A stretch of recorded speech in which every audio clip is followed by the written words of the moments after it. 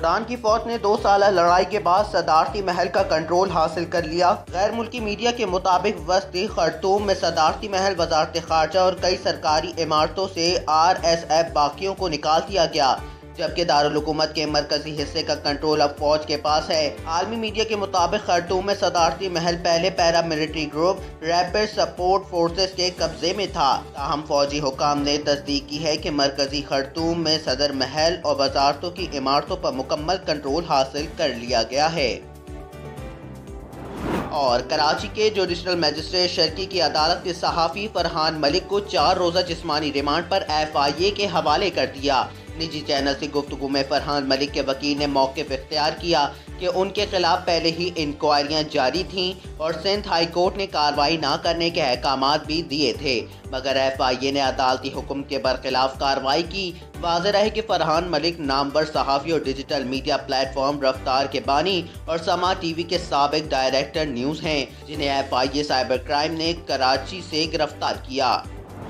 और ईरान के supreme leader Ayatollah ख़ामनाई ने कहा है कि ईरान खित्ते में प्रॉक्सी वॉर नहीं चाहता और यमनी हौसियों के हवाले से ईरान का कोई ताल्लुक नहीं।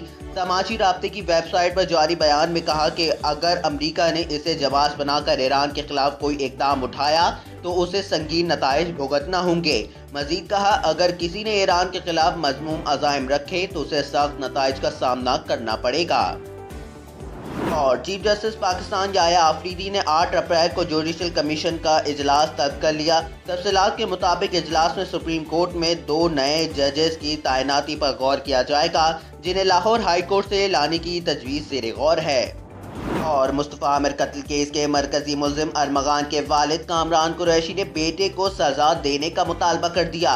निजी चैनल को दिए गए वीडियो बयान में कामरान कुरैशी ने मरहूम मुस्तफ़ा आमिर के वालिद से माफ़ी मांगी और कहा कि इंसाफ होना चाहिए। मुल्ज़िम को जुडिशल मजिस्ट्रेट जनूबी सेंट्रल जेल कराची में पेश किया गया, जहां उसे 2 रोज़ा जिस्मानी रिमांड पर पुलिस के हवाले कर दिया गया। और इक़्तिसादी राब्ता कमेटी ने वज़ारत दिफ़ा के लिए 430 मिलियन रुपए की ग्रांट समेत दीगर अहम ग्रांट्स की मंजूरी दे दी। वफाकी वज़ीर ख़जाना सेनेटर मोहम्मद औरंगज़ेब की ज़ेर सदारत इजलास में वज़ारत इत्तलात व नशरियात के लिए 2 अरब रुपए की तकनीकी ज़िमनी ग्रांट और मीडिया हाउसेस के लिए वाजिबुल अदा इश्तिहारात की अदायगी के लिए फ़ंड जारी करने की मंजूरी दी गई। और अमीर जमात इस्लामी हाफिज़ नईमुर रहमान की कॉल पर मुल्क भर में फ़लस्तीनियों से इज़हार यकजहती और इसराइली बर्बरियत के खिलाफ एहतजाजी रैलियाँ निकाली गईं। नमाज जुम्मा के बाद मुख्तलिफ शहरों में मुजाहिरीन ने बैनर्स और प्ले कार्ड्स उठाकर एहतजाज किया और शदीद नारेबाजी की।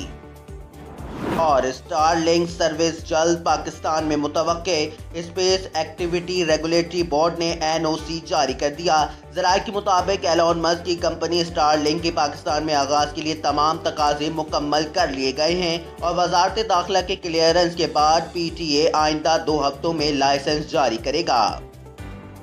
और न्यूजीलैंड ने तीसरे T20 मैच में पाकिस्तान को जीत के लिए 205 रन का हदफ दिया, जिसे पाकिस्तान ने 16वें ओवर में 9 विकेटों से हासिल कर लिया।